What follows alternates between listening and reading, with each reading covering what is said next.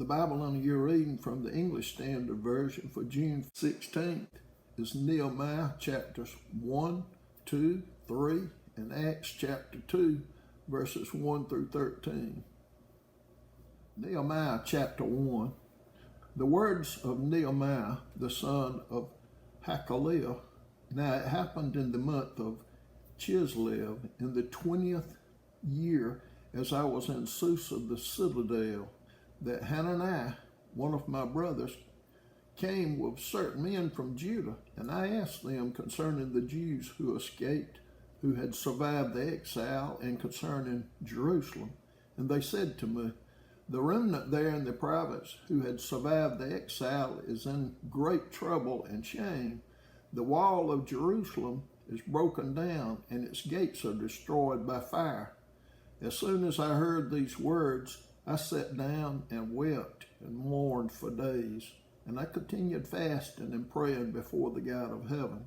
And I said, O Lord, God of heaven, the great and awesome God who keeps covenant and steadfast love with those who love him and keep his commandments, let your ear be attentive and your eyes open to hear the prayer of your servant, that I now pray before you day and night for the people of Israel, your servants, confessing the sins of the people of Israel, which we have sinned against you. Even I and my father's house have sinned. We have acted very corruptly against you and have not kept the commandments, the statutes, and the rules that you commanded your servant Moses. Remember the word that you commanded your servant Moses, saying, if you are unfaithful, I will scatter you among the peoples. But if you return to me and keep my commandments and do them, though you're outcast or in the utmost parts of heaven, from there I will gather them and bring them to the place that I have chosen to make my name dwell there. They are your servants and your people, whom you have redeemed by your great power and your strong hand. O Lord, let your ear be attentive to the prayer of your servant and to the prayer of your servants who delight to fear your name, and give success to your servants today, and grant him mercy in the sight of this man. Now I was cupbearer to the king. Nehemiah chapter 2. In the month of Nisan, in the 20th year of King Artaxerxes, when wine was before him, I took up the wine and gave it to the king. Now I had not been sad in his presence. And the king said to me, why is your face sad, seeing you are not sick? This is nothing but sadness of the heart. Then I was very much afraid.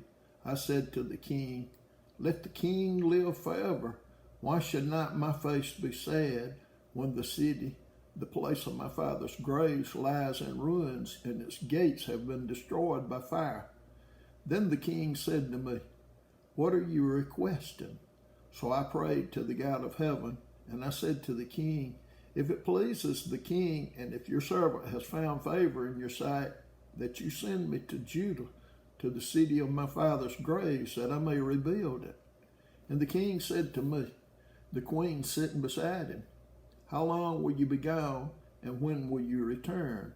So it pleased the king to send me when I had given him a time. And I said to the king, if it pleases the king, let letters be given to me to the governors of the province beyond the river, that they may let me pass through until I come to Judah. And a letter to Asaph, the keeper of the king's forest, that he may give me timber to make beams for the gates of the fortress of the temple, and for the wall of the city, and for the house that I shall occupy. And the king granted me what I asked, for the good hand of my God was upon me. Then I came to the governors of the province beyond the river, and gave them the king's letters. Now the king had sent with me officers of the army and horsemen. But when Sanballat the Horonite and Tobiah the Ammonite servant heard this, it displeased them greatly that someone had come to seek the welfare of the people of Israel. So I went to Jerusalem and was there 3 days. Then I arose in the night, I and a few men with me, and I told no one what my God had put into my heart to do for Jerusalem. There was no animal with me but the one on which I rode. I went out by night by the valley gate to the dragon spring and to the dung gate, and I inspected the walls of Jerusalem that were broken down, and its gates that had been destroyed by fire. Then I went on to the fountain gate and to the king's pool, but there was no room for the animal that was under me to pass. Then I went up in the night by the valley and inspected the wall, and I turned back and entered by the valley gate, and so returned. And the officials did not know where I had gone or what I was doing, and I had not yet told the Jews, the priests, the nobles, the officials, and the rest who were to do the work. Then I said to them, "You see the trouble we are in, how Jerusalem lies in ruins with its gates burned. Come, let us build the wall of Jerusalem, that we may no longer suffer derision." And I told them of the hand of my God that had been upon me for good, and also of the words that the king had spoken to me. And they said, "Let us rise up and build." So they strengthened their hands for the good work. But when Sanballat the Horonite and Tobiah the Ammonite servant and Geshem the Arab heard of it, they jeered at us and despised us and said, "What is this thing that you are doing? Are you rebelling against the king?"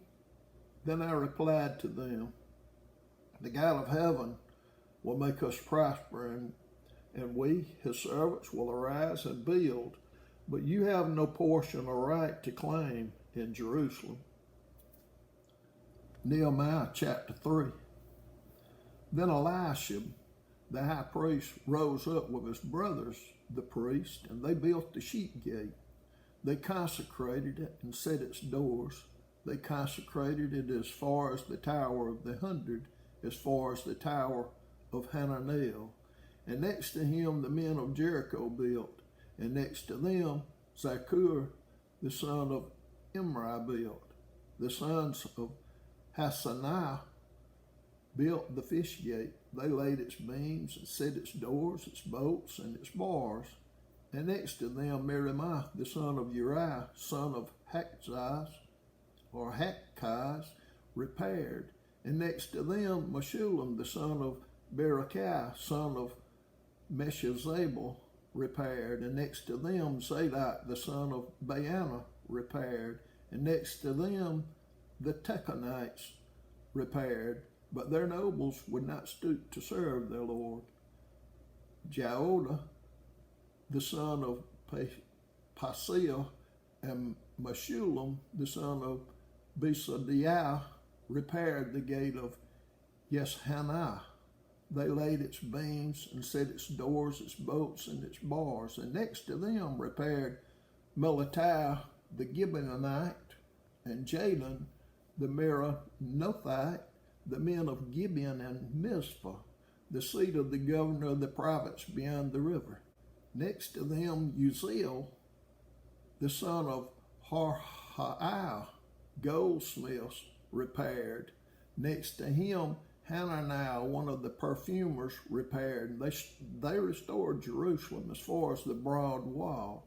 Next to them Rephaiah, the son of Hur, ruler of half the district of Jerusalem, repaired. Next to them Jedaiah, the son of Harumoth, repaired opposite his house. And next to him Hattush, the son of Hashabaniah, repaired. Malchijah, the son of Harim, and Hasshub, the son of Pahath Moab, repaired another section, and the Tower of the Ovens. Next to him Shallum, the son of Halohesh, ruler or half the district of Jerusalem, repaired, he and his daughters. Haman and the inhabitants of Zanoah repaired the valley gate. They rebuilt it and set its doors, its bolts, and its bars, and repaired 1,000 cubits of the wall. as far as the dung gate. Malchijah, the son of Rechab, ruler of the district of Bir Hakcherem, repaired the dung gate. He rebuilt it and set its doors, its bolts, and its bars. And Shalom, the son of Kal-Hozah, ruler of the district of Mizpah, repaired the fountain gate. He rebuilt it and covered it and set its doors, its bolts, and its bars. And he built the wall of the pool of Shiloh of the king's garden as far as the stairs that go down from the city of David. After him, Nehemiah the son of Azbuk, ruler of half the district of Bethzur, repaired to a point opposite the tombs of David as far as the artificial pool and as far as the house of the mighty men. After him, the Levites repaired. Raham, the son of Bani, next to him, Hashabiah, ruler of half the district of Keilah, repaired for his district. After him, their brothers repaired. Bavai, the son of Henadad, ruler of half the district of Keilah. Next to him, Ezer, the son of Jeshua, ruler of Mizpah, repaired another section opposite the ascent to the armory at the buttress. After him, Baruch, the son of Zabbai, repaired another section from the buttress to the door of the house of Elishib, the high priest. After him, Miriam, the son of Uriah, son of Hakaz, repaired another section from the door of the house of Elishib to the end of the house of Elishib. After him, the priest, the men of the surrounding area, repaired. After them, Benjamin and Hashub repaired opposite their house. After them, Azariah, the son of Maaseiah, son of Ananiah, repaired beside his own house. After him, Benui, son of Henadad, repaired another section from the house of Azariah to the buttress and to the corner. Palal, the son of Uzziah, repaired opposite the buttress and the tower projecting from the upper house of the king at the court of the guard. After him, Pedaiah, the son of Parash, and the temple servants living on Ophel repaired to a point opposite the water gate on the east and the projecting tower. After him, the Tekoites repaired another section opposite the great projecting tower as far as the wall of Ophel. Above the horse gate the priests repaired, each one opposite his own house. After them, Zadok, the son of Amir, repaired opposite his own house. After him, Shemaiah, the son of Shechaniah, the keeper of the east gate, repaired. After him, Hananiah, the son of Shelemiah, and Hanan, the sixth son of Zalaph, repaired another section. After him, Meshullam, the son of Berechiah, repaired opposite his chamber. After him, Malchijah, one of the goldsmiths, repaired as far as the house of the temple servants and of the merchants, opposite the muster gate, and to the upper chamber of the corner.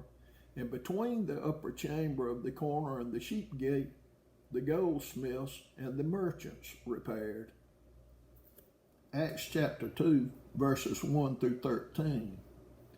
When the day of Pentecost arrived, they were all together in one place, and suddenly there came from heaven a sound like a mighty rushing wind, and it filled the entire house where they were sitting.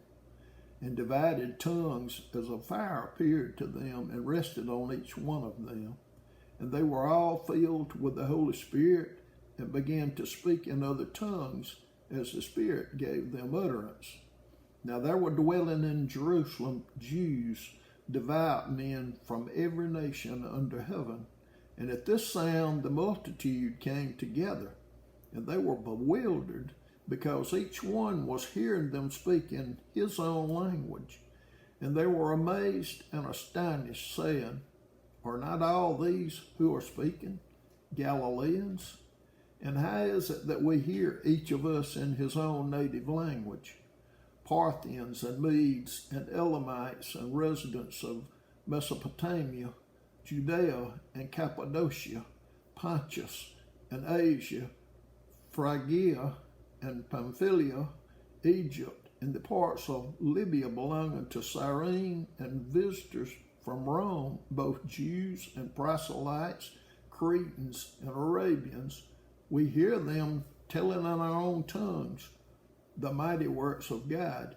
And all were amazed and perplexed, saying to one another, what does this mean? But others mocking said, they are filled with new wine.